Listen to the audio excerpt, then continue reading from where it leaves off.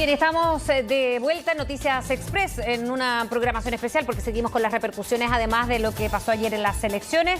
Ahora, analizándolo ya más a fondo, estamos con un invitado aquí en el estudio, con Tomás Dual, que es analista político. ¿Cómo estás, Tomás? Bienvenido. Gracias por acompañarnos, Tomás. Muchas gracias a ustedes. Bueno, Tomás, la intención de esta conversación es ir pudiendo ordenar un poco el naipe después de una elección que de todas maneras ha dejado descolocados a muchos. ¿Cuál es tu primera lectura de lo que ocurrió ayer en términos generales, considerando la presidencial, la parlamentaria? ¿Qué es lo que mostraron los chilenos ayer en su votación? Yo creo que no mostraron una preferencia muy nítida. Los dos candidaturas que llegan a la segunda vuelta no alcanzan el 30%. O sea, sumadas son el 50 y algo por ciento. Por lo tanto, es absolutamente incierto lo que de aquí en adelante pueda ocurrir. ¿Y era incierto, Tomás, lo que iba a pasar ayer? ¿Nos pilla tan de sorpresa o no tanto? Porque dentro de la incertidumbre era parte a lo mejor de la sorpresa que no íbamos a encontrar para el Congreso, pero en la presidencial con esa diferencia geográfica, ¿no? Enfocándonos en lo que estábamos revisando hace algunos momentos. Es que hay diferencia en los votos, o sea, pocos pensaron que Kast iba a llegar primero y Gabriel Boric segundo. Ahí hay un efecto político también. Gabriel Boric de la primaria crece muy pocos votos sumando la primaria que él hizo. Superó la votación que alcanzó junto con Jaude. Superó, pero por 100.000, 150.000 votos. O sea, no creció en la práctica. No creció prácticamente, entonces la campaña no rindió.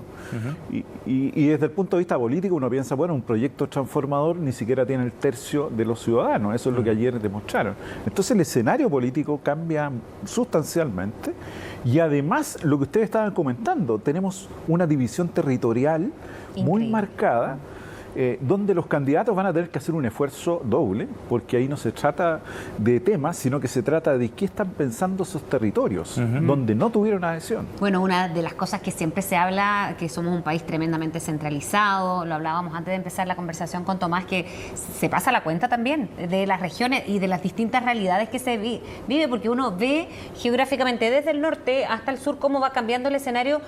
Y es muy distinto, aparecen unos y desaparecen otros, y que tiene que ver quizás con las demandas tan particulares y distintas de lo que se vive aquí en la metropolitana.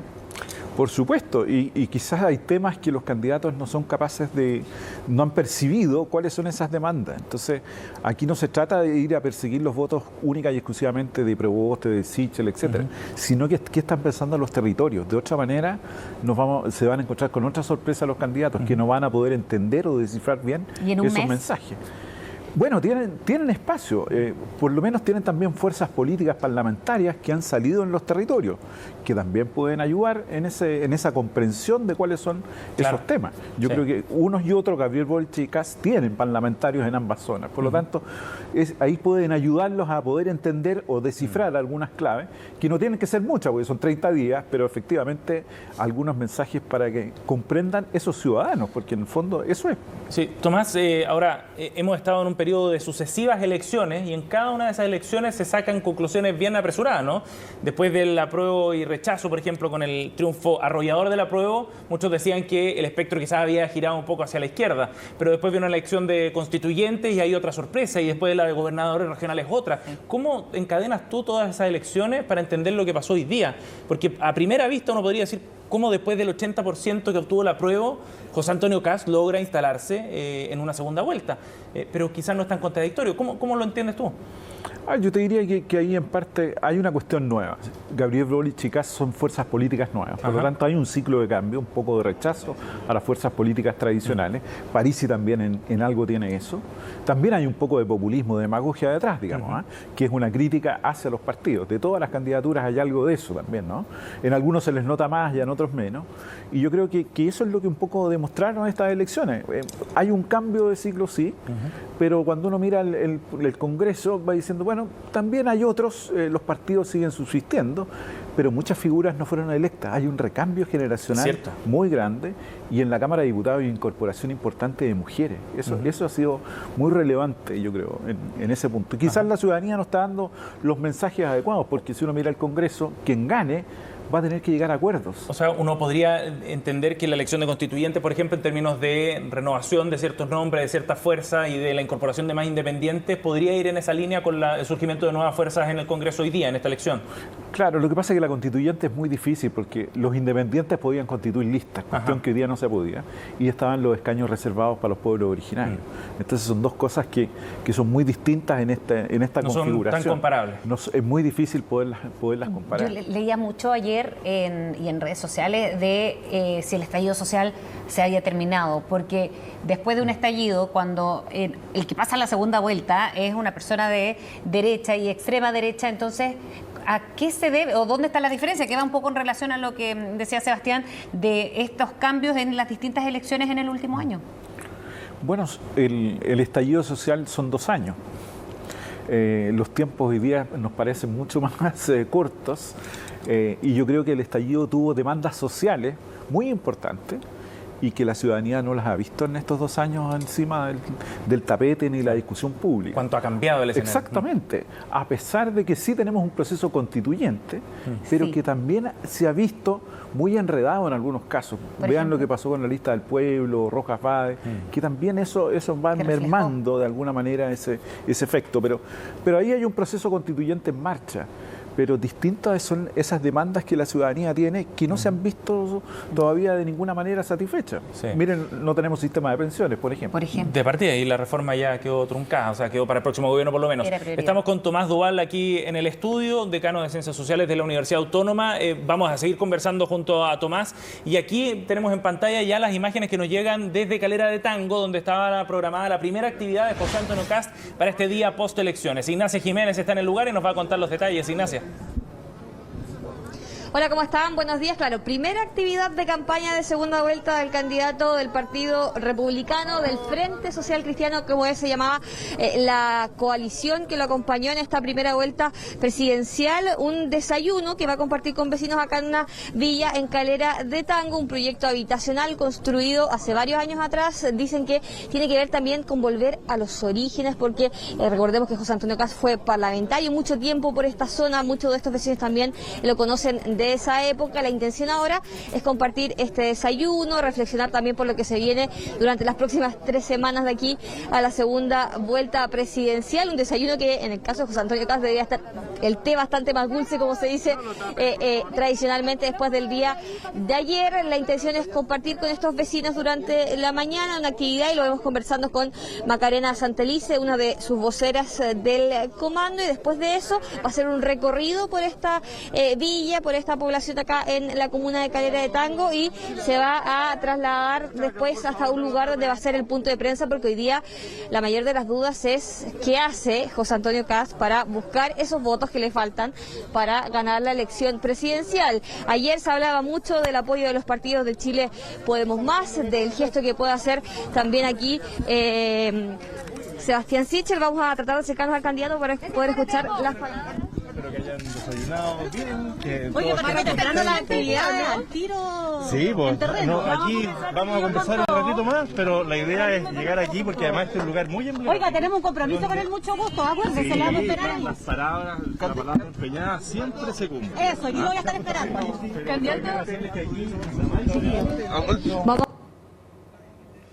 Bien, estábamos con la imagen en vivo de la primera actividad de José Antonio Kast en este día post-elecciones en Calera de Tango.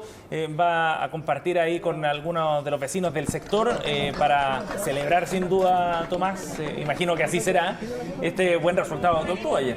Bueno, tiene que celebrar sin duda. Yo creo que tampoco se esperaba ese ¿Y cómo cambia la resultado. estrategia de campaña para José Antonio Kast, crees tú, a partir de lo que ocurrió ayer? El hecho de haber llegado primero, con una votación quizás mayor a la que se esperaba. Bueno, yo creo que es vital vamos a ver qué señales dan. Yo creo que aquí tiene que haber una señal de apertura, de inclusión a otros sectores políticos para dar un poquitito más gobernabilidad. Y en los discursos lo notaste de ambos, ¿no? Porque ahora es sumar hacia el centro en lo posible de ambos candidatos. ¿Se vio? ¿Se reflejó en los discursos de los dos? Yo creo que ayer no más celebraron con sus sectores que con otros, digamos. Para que lo escucharan tuvieron el triunfo en cada uno de sus sectores, dieron pequeñas señales, pero fue más bien para ellos. Yo creo que ahora van a ver las señales porque tienen que ampliar sus comandos, ya no pueden seguir con los mismos, Claro. tiene que haber inclusión, tiene que haber esto de los temas territoriales, digamos, de cómo van a hacer aquello, que no va a ser menor, y tienen muy pocos días, entonces tienen que resolverlo muy pronto, porque esta campaña va a ser Sí. muy intensa. Sí, claro, hay un mes nada más de Nada trabajo más. para la segunda vuelta. Tomás, me gustaría enfocarme un segundo en José Antonio Kast en particular para ver qué pasos debería dar, porque él también basa su carrera en el movimiento del Partido Republicano, en el Frente Social Cristiano.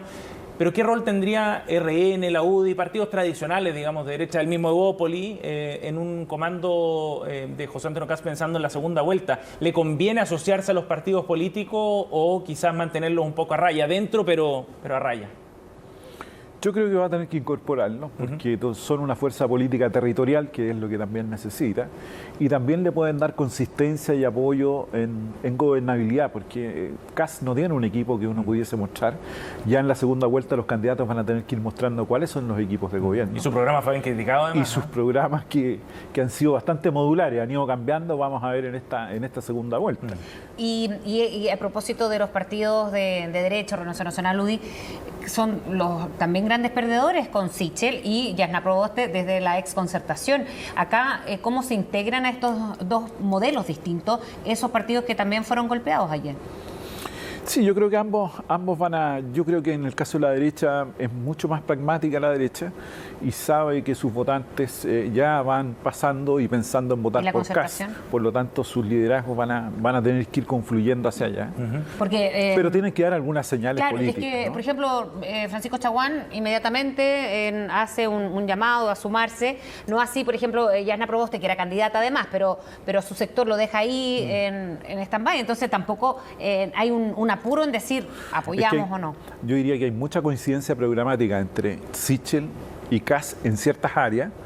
Que del otro lado. Y que Proboste yo creo que está buscando cuáles son esas coincidencias programáticas con Gabriel Boric para poder ir a sentarse en esa coalición. ¿Va a ser más fácil el proceso para la derecha entonces? No, yo creo que es un proceso de discusión, pero que lo van a tomar con distancia y con más tiempo.